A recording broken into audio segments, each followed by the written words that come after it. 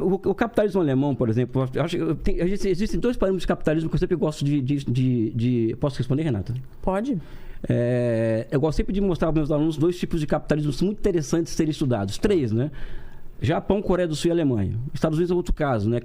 Outro caso em que o financiamento da produção se dá de uma outra forma. Que são capitalismos que nascem, o japonês, o alemão e o coreano. Nem fala livre comércio ali, que não existe nem no dicionário econômico deles isso. Não é livre mercado, livre comércio, liberdade econômica. Isso ainda existe lá nesses lugares. Quem né? disse? Oi? Na Coreia do Sul, no Japão. Se você falar pra eles o que é livre mercado, ninguém sabe. Oi? Se você falar na Lógico que eles sabem, mas se eles acreditam nisso, não. Na prática não é o que acontece. Não é questão de acreditar. Ou está em prática ou não está em prática. Não tem prática. Não tem prática. Então, quando você olha a liberdade, você está falando de liberdade econômica e você falou que o Estado do Brasil é mais inchado do que o Estado da Alemanha. Só deixa eu responder o que eu estava colocando só. O que eu falo? O capitalismo japonês, por exemplo, ele nasce com uma característica. Ele nasce precocemente financiarizado, ou seja, precocemente com bancos de desenvolvimento, acoplados aos aibatos de Querétaro, que são grandes empresas conglomerados. São conglomerativas? Não sei. Precocemente conglomerado. Já nasce não pequeno, igual a pequena produção mercantil, né? Nos Estados Unidos, das 13 colônias. Vem a pequena produção que se transforma em indústria quando vem inovações institucionais. O Japão já nasce altamente conglomerado a sua indústria, já na inovação Meiji, em 1861, né? E altamente financiarizado.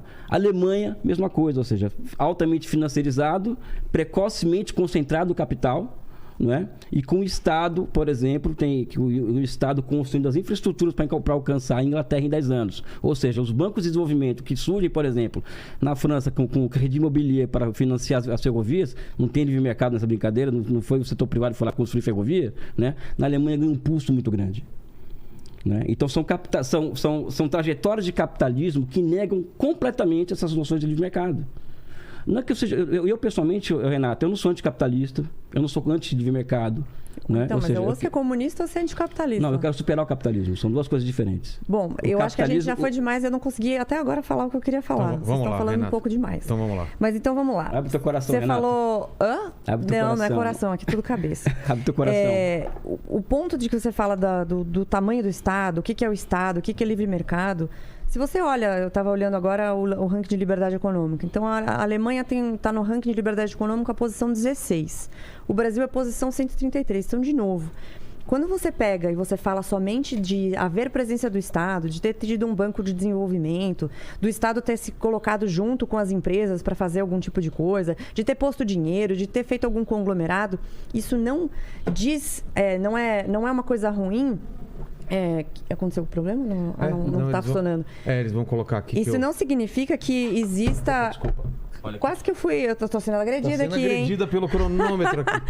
Eu até perdi o fio da meada. Isso não significa que o livre mercado não exista. Ele pode não ser pleno, do ponto de vista de não haver nenhum tipo de interferência estatal. Tem algum tipo de interferência, mas ele existiu. Então, quando você pega a Suécia, você pega a Noruega, você pega a Dinamarca, que são países que muitos socialistas erroneamente colocam como socialista apenas pelo fato... Obrigada. Apenas pelo fato de ter um alto imposto de renda, eles não conseguem enxergar o todo. E a mesma coisa quando você olha toda a estrutura de Estado e o quanto ela interfere. Então, se eu tenho uma Constituição simples e coesa, que tenham leis que possam ser cumpridas, eu tenho um número X de juízes, de policiais que vão fazer o enforcement daquela lei, isso não significa que o Estado não está presente. Ele está presente, mas ele está presente numa pequena coisa que é necessária que o Estado sim esteja presente. Agora, quando você compara a Alemanha em termos de como que você consegue abrir uma empresa, quanto tempo demora, qual é a facilidade que você tem para colocar, para pagar a sua conta de água, para pagar os teus tributos, se tem mais ou menos impostos. Então, no Brasil, você vai produzir um produto em São Paulo, aí você vai mandar para o resto do Brasil. Cada estado tem uma alíquota de imposto diferente.